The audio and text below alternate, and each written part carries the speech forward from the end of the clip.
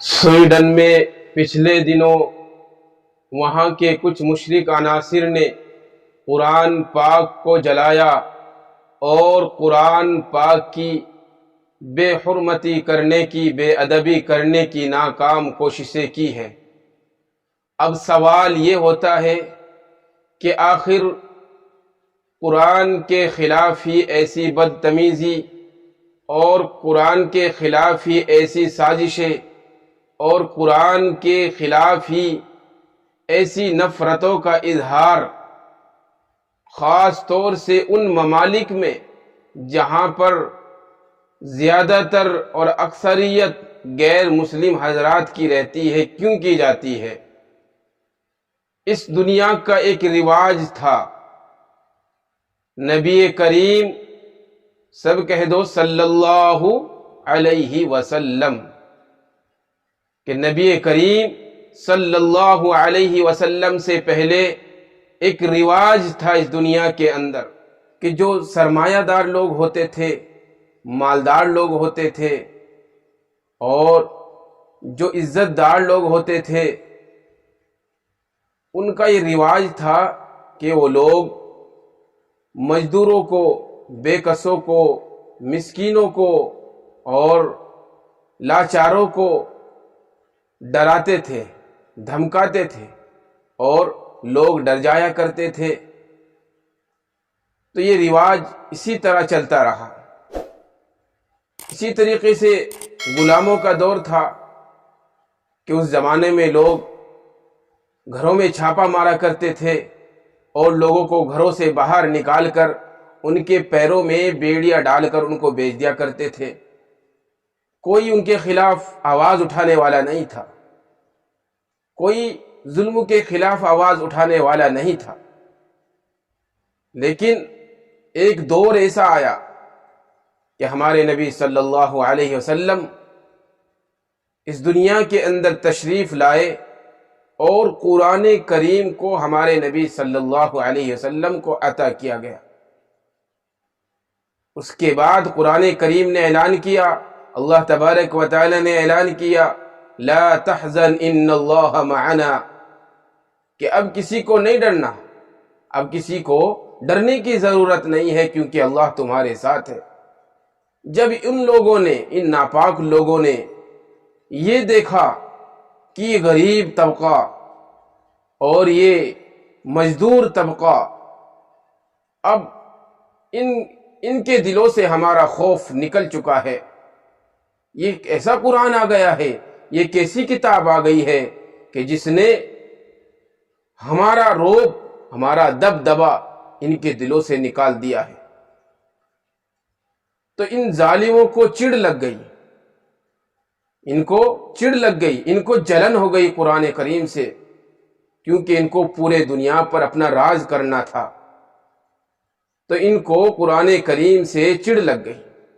ورنہ قرآن شریف کون سا ان کی زندگیوں میں گیا ہے، کون سا ان کے کھانے میں گیا ہے قرآن شریف، کون سا قرآن شریف نے ان کے کاروبار کو روکا ہے، کون سا قرآن شریف ان کے گھروں میں، ان کی زندگیوں میں گیا ہے، کون سا قرآن شریف نے ان کے کاروبار میں دخل دیا ہے؟ یہ جن غریبوں کو، جن مسکینوں کو اپنی مٹھی کے نیچے رکھنا چاہتے تھے، آپ تاریخ اٹھا کر دیکھیے، قیصر و کسریٰ نے اور ملکاؤں نے کیا کیا ظلم نہیں ڈھائے اس دنیا کے اوپر، ایٹم بموں کو مار کر کتنے لوگوں کو نیست نابود کر دیا۔ لیکن قرآن شریف دنیا کے اندر آیا اور اس نے لوگوں کو جینے کا سلیقہ سکھایا، اور اس نے دنیا کو ایک نظام دیا، ایک مضبوط نظام دیا۔ قرآن کریم نے سکھایا کہ دیکھو لوگو، جب تم کاروبار کرو تو کاروبار کو ایمانداری سے کرنا ہے۔ قرآن نے بتایا جب تم تولنا شروع کرو تو ایمانداری سے تولو۔ قرآن کریم نے بتایا ہے کہ جب تم کسی کے ساتھ معاملہ کرو تو اس کے ساتھ وفاداری کرو، اس کے ساتھ وعدہ پکا کرو اور اپنی بیویوں کے ساتھ وفاداری کرو۔ قرآن کریم نے بتایا ہے کہ بے کسوں کی اور غریبوں کی عزتوں میں اضافہ کرو۔ قرآن پاک نے کہا ہے کہ جب ظالم تمہارے سامنے آ جائے تو حق بات کے لیے کھڑے ہو جاؤ، حق کے لیے کھڑے ہو جاؤ۔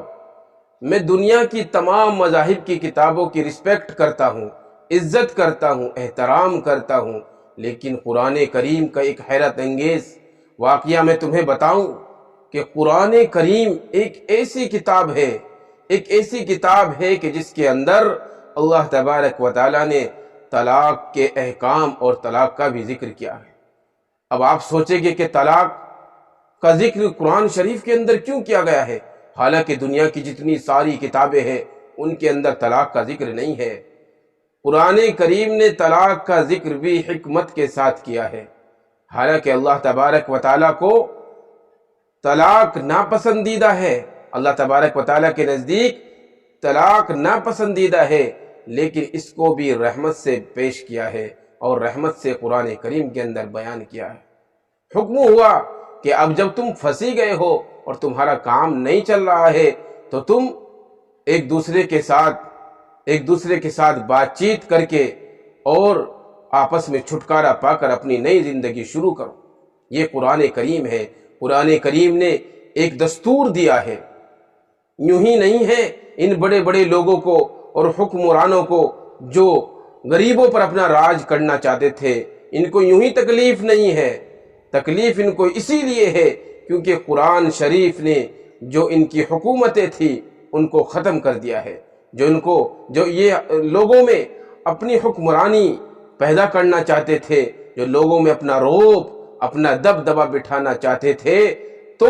قرآن کریم نے ان کی تمام سازشوں کو ناکام کیا ہے اور ان کی تمام حکومتوں کو اکھاڑ پھینکا ہے۔ اس لیے ان لوگوں کو قرآن شریف سے تکلیف ہے اور کسی کو اس دنیا کے اندر تکلیف نہیں ہے۔ وہ حکمراں جو پوری دنیا پر اپنا راج قائم کرنا چاہتے تھے وہ تو اس دنیا سے چلے گئے، لیکن ان کی ناپاک نسلیں آج بھی موجود ہے۔ انہی لوگوں کو تکلیف ہوتی ہے قرآن شریف سے، اس لیے قرآن شریف کے ساتھ یہ لوگ چھیڑ چھاڑ کرتے رہتے ہیں۔ ان کو تکلیف ہے جو کالے اور گوروں میں فرق محسوس کرتے ہیں، کیونکہ قرآن کریم تو یہ کہتا ہے ایک ہی صف میں کھڑے ہو گئے محمود و ایاز، نہ کوئی بندہ رہا نہ بندہ نواز، بندہ صاحب و محتاج و غنی ایک ہوئے، تیری سرکار میں آئے تو سبھی ایک ہوئے۔ قرآن کریم یہ کہتا ہے۔ کیا دیکھا نہیں آپ نے کہ لوگ مسجدوں میں آتے ہیں، ان میں کوئی افسر ہوتا ہے، کوئی ملازم ہوتا ہے، کوئی غریب ہوتا ہے، کوئی امیر ہوتا ہے۔ حرم کی مسجد میں دیکھو، مسجد نبوی میں دیکھو، یا کسی بھی مسجد میں دیکھ لو کہ جو جتنی دیر سے آتا ہے وہ اتنے پیچھے بیٹھتا چلا جاتا ہے۔ کیوں؟ کیونکہ قرآن کریم نے یہ سبق دیا ہے، یہ درس دیا ہے اور یہ سبق سکھایا ہے کہ لوگوں، تم کسی ایک دوسرے کے اوپر حاکم نہیں بنائے گئے ہو، تم کسی ایک دوسرے کے اوپر مسلط نہیں کیے گئے ہو، بلکہ اللہ کی نظر میں تم سب بھائی بنا کر اس دنیا کے اندر اتارے گئے ہو۔ اللہ تبارک و تعالیٰ کا قرآن یہی کہتا ہے کہ تم آپس میں بھائی بھائی ہو، تم آپس میں بھائی بھائی ہو، نہ کوئی گورا ہے، نہ کوئی کالا ہے، نہ کوئی امیر ہے، نہ کوئی غریب ہے، نہ کوئی فقیر ہے، نہ کوئی بادشاہ ہے۔ جب اللہ کے گھر میں آتا ہے تو قرآن کریم نے سکھایا ہے کہ سب ایک لائن میں کھڑے ہو جاتے ہیں۔ یہ قرآن کریم کا ایک سچا اور جیتا جاگتا معجزہ ہے۔ میں سویڈن کے ان لوگوں کو پیغام دینا چاہتا ہوں کہ ٹھیک ہے تم نے قرآن کریم کو جلایا ہے، ٹھیک ہے تم نے قرآن کریم کی بے حرمتی کی ہے، ٹھیک ہے تم نے قرآن کریم کی بے ادبی کی ہے، لیکن ایک بات یاد رکھنا، یہ تاریخی بات ہے، مسلمانوں تم بھی اپنے دل پہ اس بات کو لکھ لو کہ جس زمین کے اوپر قرآن کریم کی بے حرمتی کی جائے گی یا قرآن کریم کو جلایا جائے گا، یہ قرآن کا نظام ہے، یہ اللہ کا نظام ہے کہ جس زمین کے اوپر قرآن کی بے حرمتی کی جائے گی تو وہاں پر عذاب آنے والا نہیں ہے، بلکہ جو لوگ قرآن کی بے عزتی کریں گے، قرآن کی بے حرمتی کریں گے، اس زمین کے اوپر اللہ تبارک و تعالیٰ کی طرف سے ان کی نسلوں میں کلمہ لا الہ الا اللہ محمد الرسول اللہ صلی اللہ علیہ وسلم پڑھنے والے پیدا ہوگے، اور اس زمین کے اوپر 5 وقت اللہ اکبر کی صدائے آنے والے زمانے میں دنیا دیکھے گی کہ وہاں سے پانچوں وقت اللہ اکبر کی صدائے آ رہی ہے۔ یہ قرآن کی صداقت ہے، یہ قرآن کی سچائی ہے کہ دیکھا نہیں آپ نے قیصر و کسریٰ نے، پرویز نے ہمارے نبی کا خط پھاڑا تھا۔ کہاں ہے قیصر و کسریٰ؟ کہاں ہے پرویز؟ کہاں ہے ہرمس؟ کہاں ہے فرانس کے وہ شہزادے جنہوں نے مل جل کر اپنی طاقت کے نشے میں آ کر بیت المقدس کا گھیراؤ کرنے کی کوشش کی تھی؟ کہاں ہے وہ لوگ؟ وہ لوگ زمین کے اندر دفن ہو گئے۔ یہ اللہ کا نظام ہے، یہ قرآن کا نظام ہے۔ یہ کتاب مریضوں کے لیے شفا ہے، اور یہ کتاب نا امیدوں کے لیے ایک امید کی کرن ہے، اور یہ کتاب بزدلوں کے لیے ہمت کا پیغام دیتی ہے۔ یہ کتاب زندگی کا سلیقہ سکھاتی ہے، زندگی کے گزارنے کا سلیقہ سکھاتی ہے۔ تو یہ کتاب کوئی چھوٹی موٹی کتاب نہیں ہے۔ دنیا کی ساری کتابیں محبت کا پیغام دیتی ہے، ہم مانتے ہیں، ان کی عزت کرتے ہیں، لیکن قرآن کریم نے جینے کا جو سلیقہ سکھایا ہے، زندگی گزارنے کا جو سلیقہ سکھایا ہے، ایسا طریقہ اور ایسا سلیقہ کسی اور کتاب میں بیان نہیں کیا گیا ہے، اور یہ کتاب قیامت تک بالکل محفوظ رہے گی۔ اس میں مسلمانوں کا کوئی کارنامہ نہیں ہے، بلکہ اللہ تبارک و تعالیٰ نے یہ فرمایا ہے کہ اس کتاب کی ذمہ داری، اس قرآن کی ذمہ داری خود میں نے اپنے ذمہ لی ہے۔ تو جس کتاب کی اور جس چیز کی ذمہ داری اللہ تبارک و تعالیٰ لے لے، اس کو کوئی مٹا سکتا ہے؟ بہت آئے دنیا کے اندر قرآن کو جلانے والے۔ انگریزوں نے سارے قرآنوں کو جلانا چاہا، اور انگریزوں نے سارے نسخوں کو جلانا چاہا، لیکن اللہ تبارک و تعالیٰ نے اپنے قرآن کا معجزہ دکھایا، اور اس دنیا کے اوپر لاکھوں کروڑوں حافظوں کو جمع کر کے بتلا دیا کہ دیکھو اس قرآن کو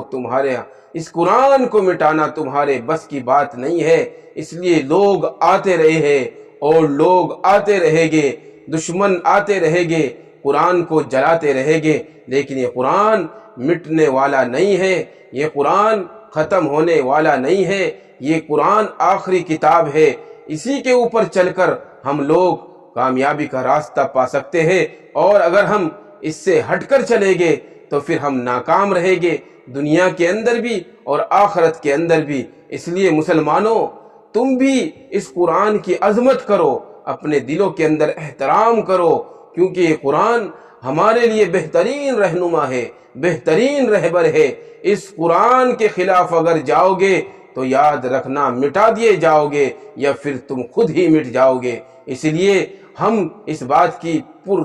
پرزور مذمت کرتے ہیں کہ جنہوں نے قرآن کریم کو جلایا ہے اور جنہوں نے قرآن کریم کی بے ادبی کی ہے، اللہ تبارک و تعالیٰ ان سے ضرور اس چیز کا بدلہ لے گا، آج نہیں تو کل، کیونکہ اللہ تبارک و تعالیٰ ظالموں کو اور گناہ گاروں کو ڈھیل دیتا رہتا ہے، لیکن جب پکڑنے پہ آتا ہے تو یاد رکھو پھر کہیں بچنے کا راستہ نہیں ملتا۔ اس لیے جن ممالک کے اندر یہ چیزیں ہو رہی ہے اور قرآن کریم کی بے ادبی کی جا رہی ہے، رسول اللہ صلی اللہ علیہ وسلم کی بے ادبی کی جا رہی ہے، ہم ان ممالک سے گزارش کرتے ہیں اور اپیل کرتے ہیں کہ ان چیزوں کو ختم کیا جائے اور ان چیزوں کے اوپر روک لگائی جائے۔ اگر روک نہیں لگی تو یاد رکھنا پھر تمہاری جو حکومتیں ہیں ان کا تختہ پلٹ جائے گا۔ یہی ایک اہم چیز ہے قرآن کریم کی، اس لیے تمام مسلمان اس کے اوپر عمل کرنے کی کوشش کرے اور اللہ تبارک و تعالیٰ سے دعا کرے کہ اللہ تبارک و تعالیٰ ہم سب کو عمل کی توفیق عطا فرمائے۔